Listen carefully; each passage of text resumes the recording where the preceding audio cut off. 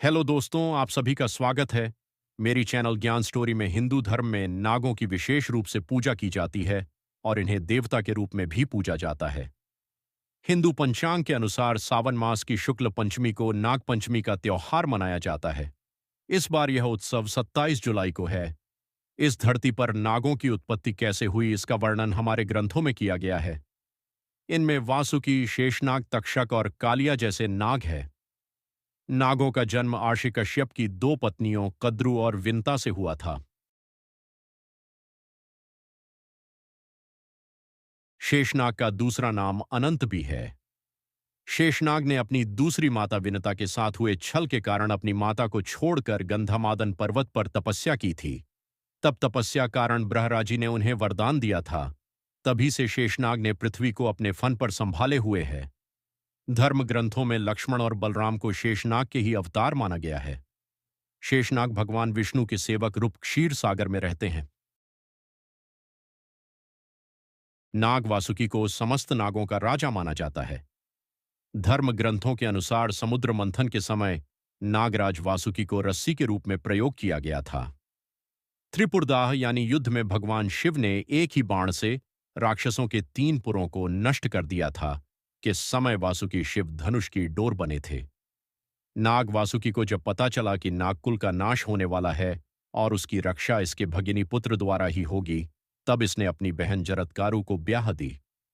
इस तरह से उन्होंने सांपों की रक्षा की, नहीं तो समस्त नाग उसी समय नष्ट हो गए होते। तक्षक नाग के बारे में महाभारत में एक कथा है। उसके अनुसार श्रृंगी आर्षि के श्राप के कारण तक्षक नाग ने राजा परीक्षित को डसा था, जिससे उनकी मृत्यु हो गई थी। तक्षक से बदला लेने के उद्देश्य से राजा परीक्षित के पुत्र जनमेजय ने सर्प यज्ञ किया था। इस यज्ञ में अनेक सर्प आकर गिरने लगे। तब आस्तिक मुनि ने तक्षक के प्राणों की रक्षा की थी। तक्षक ही भगवान शिव के गले में लिपटा रहता है। करकोटक शिव के एक गण हैं।